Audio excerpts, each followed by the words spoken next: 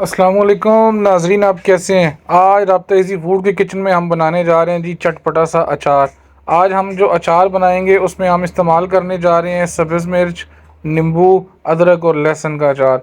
ये अचार बहुत ही डिफरेंट किस्म से हम बनाएंगे जो फ़ौरन इंस्टेंट तरीके से तैयार हो जाएगा।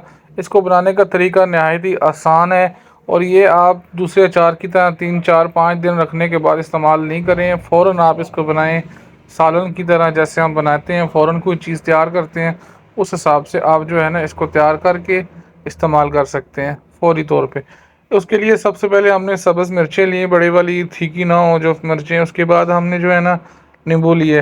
नींबू हमने पीले वाला जो आजकल कागज़ी नींबू आ गया है वो वाला आपने इस्तेमाल करना है, ताकि बाद में जो है ना नरम हो जाए जल्दी। फिर हमने जो है सब्ज़ मिर्चें नींबू वगैरह धो के उनको उसमें तकरीबन 3 से 4 टेबल स्पून हमने नमक शामिल किया और साथ ही हमने पानी में रख के थोड़ी देर के लिए हमने उनको भिगो के रख दिया।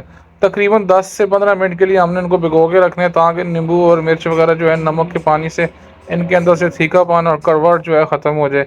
कोशिश करें जितनी आसानी से आप ये जो इसका बीज है उतार सकते हैं तो आप उसको उतार दें, निकाल दें बाय। फिर हमने इस तरीके से हमने अदरक और लहसुन भी लेनी है थोड़ा सा, उसको जो हाफ़ अदरक और हाफ़ लहसुन को हमने जो है ना पेस्ट बनाना है उसका दरदरा सा, और हाफ़ को जो है ना हमने पीसना है और फुल रखना है।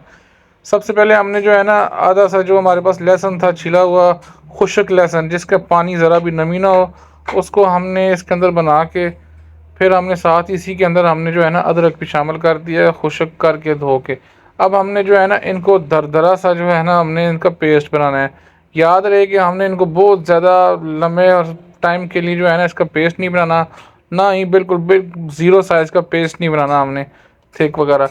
हमने इसको दरदरा सा करना है, तकरीबन 1 से 2 चक्कर हमने इसको देने हैं। यहाँ पे बर्तन आप जो इस्तेमाल करेंगे वो भी बिल्कुल नमी से पाक होना चाहिए। याद रहे कि अचार का सीक्रेट भी यही है कि आप जो भी बर्तन, आप जो भी चीज़ इसमें इस्तेमाल करें उसके अंदर पानी या नमी बिल्कुल भी ना हो। किसी चम्मच के अंदर, किसी टेबल, किसी चीज़ के अंदर भी जो है ना पानी ना हो। तो सबसे पहले हमने जो है ना मेथी दाना इस्तेमाल किया, कलवंजी इस्तेमाल की 1 1 टेबल स्पून, 1 टेबल स्पून राई दाना इस्तेमाल किया, 1.5 टेबल स्पून हमने सौंफ इसमें इस्तेमाल करने हैं, और 1 टेबल स्पून हमने इसमें लाल कुटी मिर्च शामिल करनी है।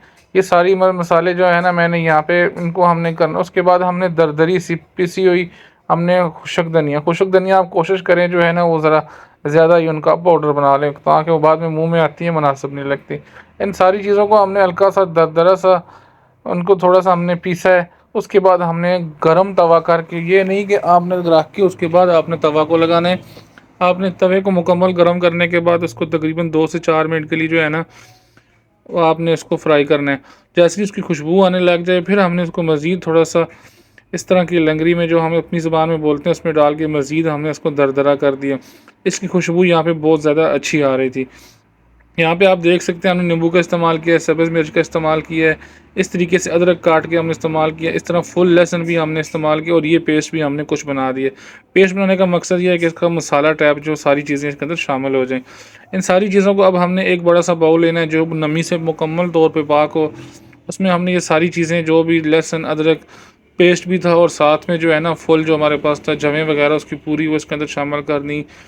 मिर्च को हमने दरमियान से काट के इसका बीज जितना हो सकता था हमने निकाल दिया, और ये जो नींबू का भी बीज था जितना मुमकिन था हमने छुरी के कोने से हमने इसको भी निकाल दिया। ये सारे मसाले भी अब हमने इसके अंदर ऊपर स्प्रिंकल कर देने हैं, डाल देने हैं। डालने के बाद हमने इनको अच्छे हाथों से अच्छे तरीके से आप इनको मुकम्मल तौर पे मिक्स करें। 10-20 मिनट के बाद अभी हमने इनके अंदर जो है ना 4 से 5 टेबल स्पून बड़े वाले जितना हो सकता है आप इसके अंदर जो है ना 5 से 6 टेबल स्पून हमने इसके अंदर सिरका शामिल कर देना है। इसकी खटास पैदा करने के लिए, इसको टेंडर करने के लिए सिरके का इस्तेमाल बहुत ज़रूरी है। अच्छे कलर के लिए आप मज़ीद हमने इसके अंदर जो है ना थोड़ी सी इसमें अदरक शामिल करेंगे, और साथ हम 1 टेबल स्पून इसके अंदर नमक शामिल कर देंगे। याद रहे कि ये नमक आपने उसी हिसाब से रखना है, कल को जब आप सालन के साथ इसको खाएंगे, नमक में भी, सालन में भी आपका नमक और अचार में भी ज़्यादा नमक अगर होगा तो आपका जो बैलेंस है नमक का वो सारा ख़राब हो जाएगा। तकरीबन नाजरीन यहाँ पे तकरीबन नाजरीन हमने इसको सिरका डालने के बाद 20 एक मिनट के लिए छोड़ देना है, मुकम्मल मिक्स करने के बाद अब हमने जो है ना इसके ऊपर मसाला सारा शामिल कर देना है। यहाँ पे हमने सरसों का ऑयल यूज़ करना है। उस थोड़ा सा पहले हमने ऑयल शामिल करना है ताकि अच्छे तरीके से ये मिक्स हो जाए, मसाले इसके अंदर जज़ब हो जाएँ। मज़ीद यहाँ पे हमने इसका जो है ना 20 मिनट देने हैं। सबसे पहले हमने जो खुशक मसाले डाले थे उनको मैरिनेशन के लिए 10 मिनट दिए, फिर उसके बाद सिरका डाल के हमने 10 से 20 मिनट दिए। अब मज़ीद थोड़ा सा ऑयल डालने के बाद हमने इसको 10 से 20 मिनट दिए ताकि इसकी खूबसूरती और शाइन वगैरह हमारे सामने आ जाए, हम आपको उसका दिखा सकें। यहाँ पे हम सारा ऑयल भी यूज़ कर सकते थे जो हमने इसके अंदर डालना है ताकि सारा अचार उसके अंदर डिप हो जाए। तो बाद में आप उस अचार को निकाल पानी ऑयल को निकाल भी सकते हैं या उसी के अंदर हम ये चीज़ें साथ साथ शामिल करते रहें। तो यह आपका अचार जितना आगे जाता जाएगा, जितनी इसको लंबी ज़िंदगी मिलेगी अचार को, उतना वो पुरकशिश अचार हो जाता है, फ्रेश रहता है। अचार कभी भी पुराना नहीं होता, फ्रेश ही रहता है अगर ऑयल के अंदर पड़ा रहे।